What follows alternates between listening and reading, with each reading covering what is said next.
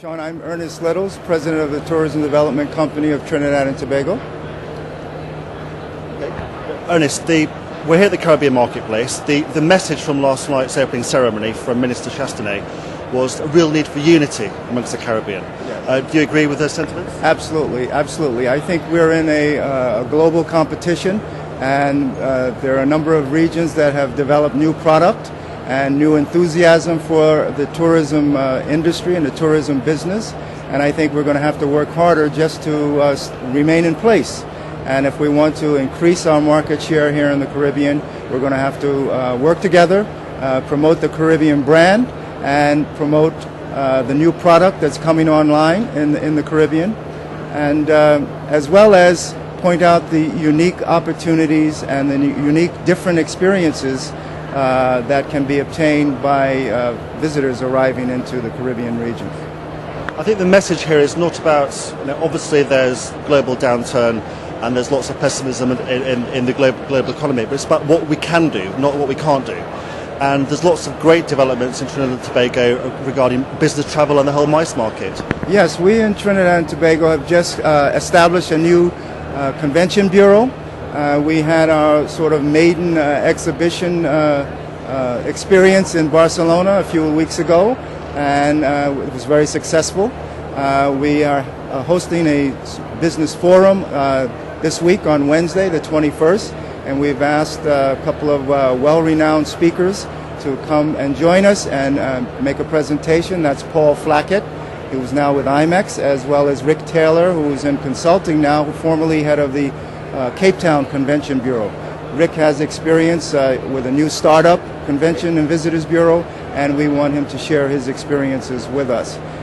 We're very pleased to host this year, 2009, two major international conferences, one being the Summit of the Americas, which is going to take place in April this year, where all of the members of the Organizations of American States will join to have their conference. And later in the year, in November, we will host the Commonwealth Heads of Government Conference, where we expect Queen Elizabeth to open that conference.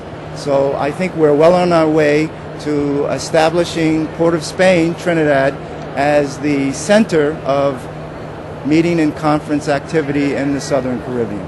Can you talk a little bit about the infrastructure in Port of Spain? What can the business buyer expect? Well, we have a brand new Hyatt hotel and conference center. It's the newest and largest conference center in the Southern Caribbean.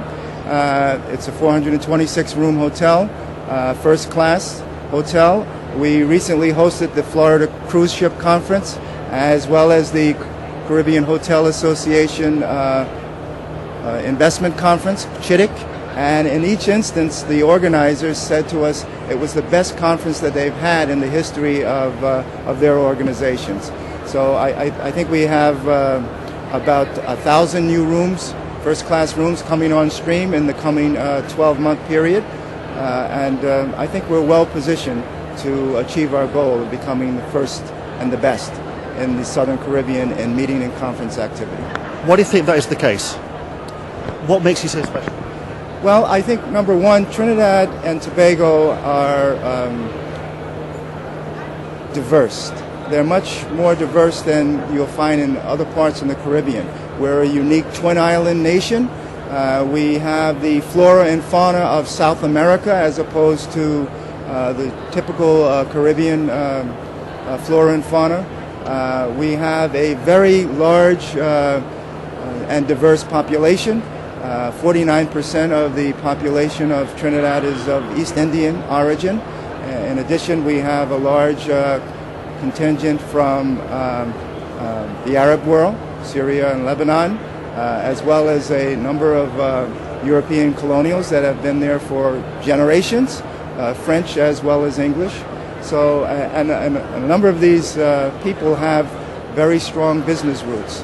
And we have a very sizable entrepreneurial community in Trinidad who are very interested and capable of successful joint venture activity.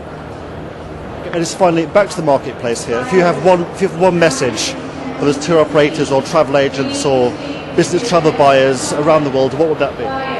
Well, I think the message is that the Caribbean is still good value for money. It's a wonderful experience and it's good value for money, and I think that's what the travelers are looking for today. They're willing to spend because I think people in these tough times and anxiety-producing times are interested in having a break, and in some cases people have become to take travel as a right, not just a privilege, but they're looking closely to see that they're getting good value for the spend that they make, and they're going to get it here in the Caribbean.